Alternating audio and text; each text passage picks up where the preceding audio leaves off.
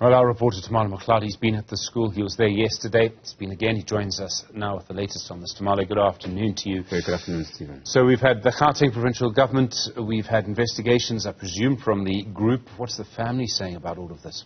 Well, the family is really not impressed with all the answers or lack thereof that they received. In fact, today there was a press briefing with all the stakeholders, including the Gauteng MEC, as well as, of course, the group in terms of the group CEO of the Ashford, the Little Ashford group, and that would be Cedric Ntumba. Mr. Ntumba was at pains to express his condolences and saying that this incident is the first that has happened in there's several years that this group has been operational, and that across all its operations something like this has never happened. They take great care in terms of their environment and how they treat and handle little children, and the fact that this is something that they will basically do to make sure that they take the investigations, and something like this never happens again. They'll work closely with the family and do everything that needs to be done to ensure that investigations find out exactly what happened. The family did not take this very well. The family was saying very directly to Mr. Ntumba there that it's not good enough. Firstly, they raised questions about the time lapse that happened before any help was called for. Once the toddler was injured in that fall, they say that of course officials took a lot of time before anyone was even called. When the family initially arrived on the scene after realizing what had happened and after being summoned by the nursery school, they weren't allowed in on the premises. They had to basically force their way in. This is what the father had to say. And then there was the issue of the CCTV footage. The group itself was reluctant to release that footage.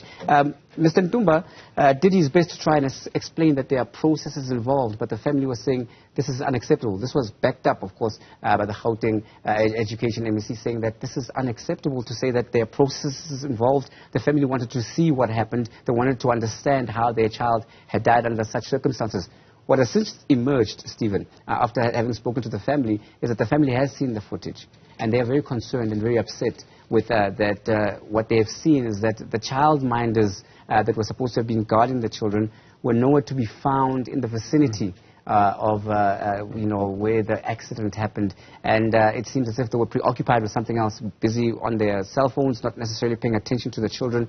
And this is how the little child went off and was going about his business, and how this shelf ended up basically falling on top of him. Just too awful to think about. So I mean, no one's looking after the child. The parents can't get access to the property when they know something's happened to their child within, and they're stopped from going in.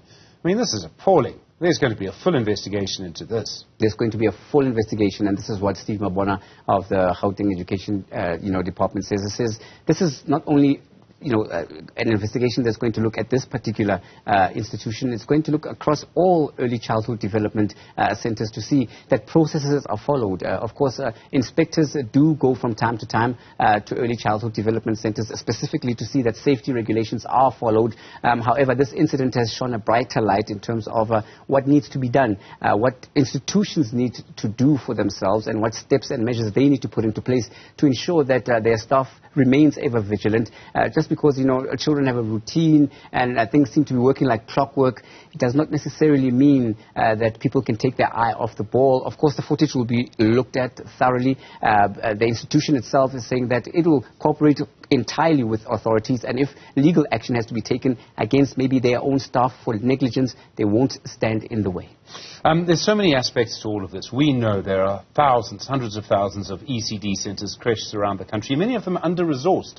That sector complains loudly, and I think correctly, if I may say, that government does not help them, and they're looking after children who are often the poorest of the poor. This is a very well-resourced centre. This is what happened here. It just shows you once again what's happening in creches around the country. It shows you how careful we need to be with young children. It shows you how careful we need to be in young children, and also the department itself has admitted that more needs to be done in terms of proactive work being done with on-site inspections, unannounced visits being done. Basically the question of oversight to ensure that the department is well aware of what is happening across the province in terms of early childhood development centres specifically, so that indeed when centres are found to be wanting, they can then be assisted. The government is saying that it needs all the help. It understands that parents do need to work, and parents often don't have assistance and support, someone at home to leave the child with. Therefore, they need to upsource and upskill and support these centers to ensure that they are up to scratch. Tumaole Mohlaoli, thank you very much indeed, our reporter on that story. I'm sure so many parents thinking about that story, so many people thinking about that story at the moment.